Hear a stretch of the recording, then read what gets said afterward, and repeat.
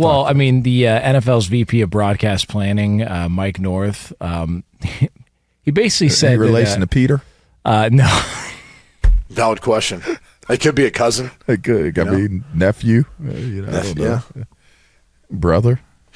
Stepdaddy. Stepdaddy. Yo, daddy. Baby daddy. Your daddy. He ain't it. He's also no relation to the broadcast legend Fox Sports Radio, Yeah, that's right. Mike North. Mike North, yeah. But this Mike North said that basically, the Jets kind of owed us one. So he said it on a Zoom call with reporters talking about how disappointed they were that, they had all this buildup for Aaron Rodgers and the Jets, and it lasted 4 plays and they were gone. And he talked about just, the number of games that we're going to see of them in prime time that we broke down in the first half of the season. And I'll say this, I appreciate the honesty. At least they're pretty transparent when it comes to that. He's one of the all-time great players. This may be his final season or final, 1 or 2 years in the NFL. Put him on in primetime as many times as possible. If we're all about generating eyeballs and interest and getting this product seen by the most people, you could say this about Aaron Rodgers, great player, also a lightning rod, and there's going to be somebody who's either rooting for him or somebody who's cheering against him. And so the fact that they just came out and said, look, didn't get everything that we asked for last year, so we're asking for more again this year and hoping that he stays healthy and we're going to get these matchups. No issue with it whatsoever. Which is odd because when Zach Wilson got drafted there, they were really bullish on trying to put this team in prime time, and then that kind of faded. So it's like, well, maybe you owe us one too, as fans, for the crap you put us through some of those years. Hey. You mean like the last decade plus, with no playoffs for the New York Jets? So if you were sick of seeing Aaron Rodgers, tough balls, you're going to see a lot of them, and the NFL is okay with that. I think that's how it should be. I mean, we should see how that plays out. That's going to be one of the more interesting storylines because it's going to be story-worthy regardless of how it turns out. If he plays amazingly and the team has great success, it's a great story to leverage and run with if you're the National Football League and if you're the media. If it falls on its face, it's the same thing. You don't think it's going to go that way, though, do you? No, I don't. Yeah, man, I don't. I think they're going to be good, though, man. See, but that's the reason why you want to have these games play out that way. Yeah, because we have both sides that are on the side of the Jets. See, if it works out that way, it's a hell of a story. If it doesn't work out that way, it's a hell of a story. Because I don't see it. I don't see it. I feel like, the fireman, he retired from saying Jets for a reason. That reason is not going to be undone this year. Wasn't it because Rex Ryan was trying to smell his feet all the time? Maybe. Oh, gosh. That's not true. Okay, well, I'm just reading, regurgitating reports that I saw from, the New York Times and things like that, potentially. So I don't know. I mean, the fact that Fireman Ed is no longer there is a disgrace, but the fact that Aaron Rodgers is going to be they drove him away, with how bad they play. They might not bring him back this year. That's all I'm going to say. What was the reasoning behind him leaving? I think he got tired of cheering for a losing team. Though. He did come back. I think he did come back. Lee, can you look that up? Why did Fireman Ed actually leave? I don't believe it was because Rex Ryan was smelling his feet. But if we could find out why exactly that was, I think it really would benefit all from that. All would benefit. I think it was the Thanksgiving night blowout loss to the Patriots. He left the game at halftime, deleted his Twitter account, and he retired. And that was during the butt fumble game too. I told you he was upset. Wait. All the bad football he's seen, the butt fumble was the one that did him in. Could not handle that. That was the one he couldn't handle. He returned at the beginning of 2015. So that was a long time ago. Yeah.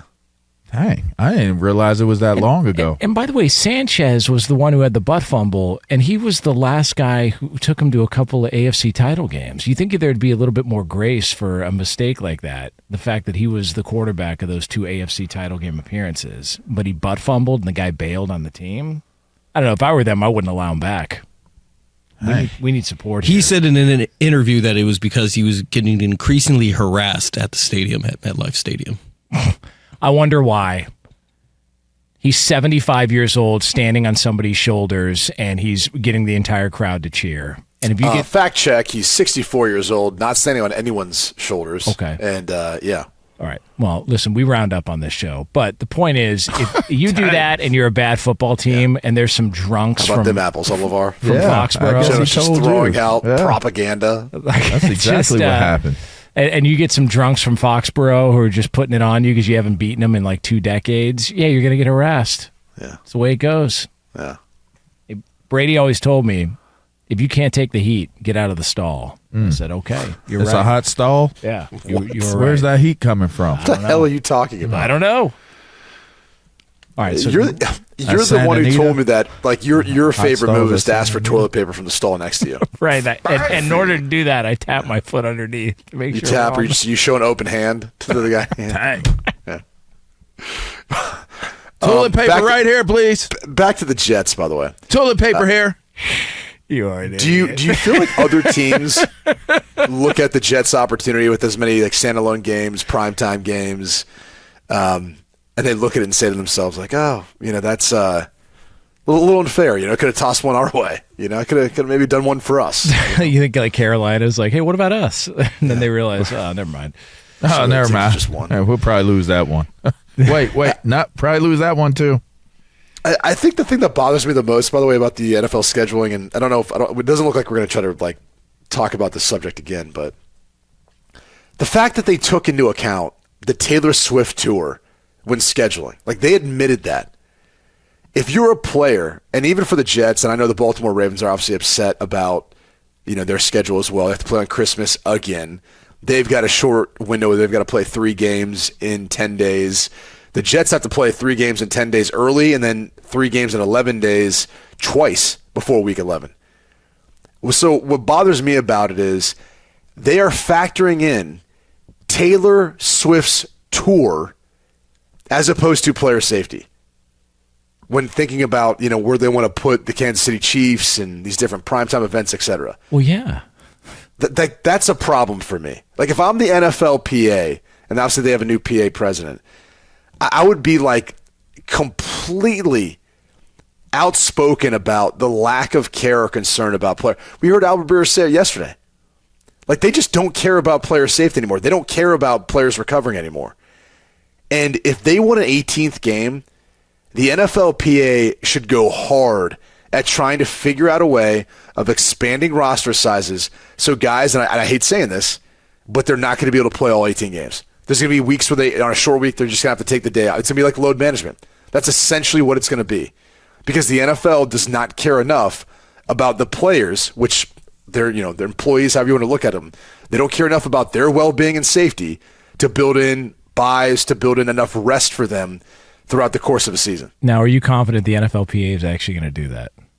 No, because again, the last time was like, hey, let's just get a lesser punishment for marijuana. That was like one of their big takeaways. Like, okay, great. We got to check that off the box. But no, it's never prioritized. Like a lot of people think like, oh, we should prioritize guaranteed contracts. Guaranteed contracts weren't prioritized in other professional sports. That's what people don't understand. It wasn't like the unions for those sports were like, hey, we need to make sure these things are guaranteed. It's like, no, they have longer careers in them. So for a lot of those sports, they have the opportunity to sign a fully guaranteed deal because of the fact that they're going to be playing for much longer. There's less chance of injury as compared to what you're seeing in football. So there's other things you can shoot for, which would help, lifetime health care for players. How about that? Why not shoot? If you want to shoot for one big thing and you want to talk about like player safety, well-being, all right, well, if they don't care about scheduling, at least give them lifetime health care once they're done if they're a vested veteran. That would make a lot of sense, would it not? Yeah. Well, there's a lot of it that makes a lot of sense. Unfortunately, nobody seems to factor any of that stuff in. And away we go with the potential of 18 games coming right around the bend.